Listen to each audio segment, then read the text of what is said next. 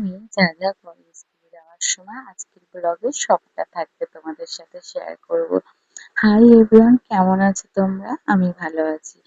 আজকে আমার মেয়ের টিফিনে এগুলো দিয়ে দিলাম। আর এত কিছু খাই না আদেও, কিন্তু দিই আমি।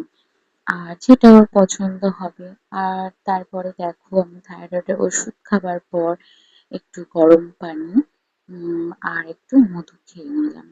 আর অন্য দিন অন্য ড্রিঙ্ক থাকে, সফট ড্রিঙ্ক নাইট ভিজিয়ে রাখি আর ওটা গরম করে খেয়ে নিই। তারপরে আজকে এটা খাচ্ছি আমি, ঠিক আছে? আর কোথায় ব্লগে কি ভুল হচ্ছে তোমরা একটু কমেন্ট করে জানাবে। আমি নতুন ব্লগিং করছি তো পারি না সবটা। তো ঘুম থেকে ওঠানোর পর আমার মেয়েকে সাজা করতে হয় এইগুলো। সব মায়ের, আমার না, সব মায়েরই এটা করতে হয় স্কুল যাওয়ার সময় বিশেষ করে। তারপরে মেয়েকে স্কুল দিয়ে লাঞ্চের প্রিপারেশন করছিলাম। সবাই খাবো, আর রাত্রেবেলা না আজকে খিচুড়ি হবে। বৃষ্টি বৃষ্টি ভাব লাগছে, খিচুড়ি না হলে হয়? দেখো, তারপর লাঞ্চ নিয়ে এসে গেল, লাঞ্চ করাচ্ছি মেয়েকে। আর ডিম তো অলওয়েজ ফেভারিট আমার মেয়ে। তারপরে ডিম খাবে, ডিমের ছালটা, আর কুসুমটা খাবে না। এটা তো আমার জন্য খুব ভালো, আমার তো খুব ভালো লাগে ডিমের কুসুম খেতে।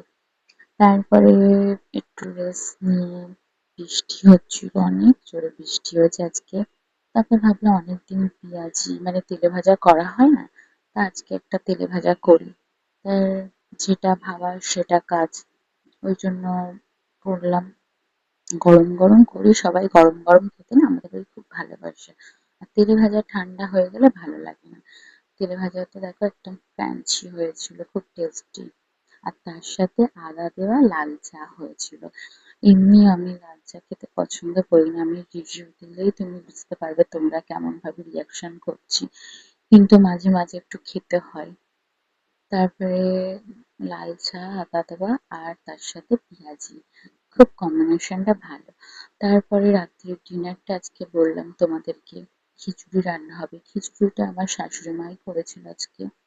আর আমার মেয়ে খিচুড়ি খেতে পছন্দ করে না, তাও একটু নিয়েছিলাম যদি খায়। তারপরে সে তো খায়নি, খিচুড়ি নিয়ে গেলাম ওর জন্য। তারপরে রাত্রিবেলা উঠে মানে ১টার সময় কি এগুলো করে, রাত্রিবেলা উঠে ও মানে এইসবগুলো খায়। আর তার সাথে আমাকেও বসিয়ে রাখবে।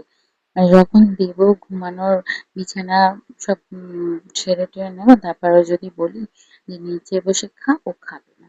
মানে আর্ধেক রাত্রিবেলা উঠে আমাকেও উঠাবে, আর এইসব খেতে হবে ওর সাথে। একটুখানি আমিও খেয়েছিলাম, লাস্সি ছিল, বাউলি ছিল, দেখো কি খুশি, মা উঠে বসে খাচ্ছে ওর সাথে, খুব এনজয়। ও মনে করছে যে পার্টি হচ্ছে, ওই জন্য আমি হাতটা আরাম করলাম। আর টাটা গাইস, ভালো থেকো তোমরা। আমিও সুস্থ আছি, ভালো আছি। তোমরা লাইক কমেন্ট শেয়ার করো, আরো ভালো থাকবো।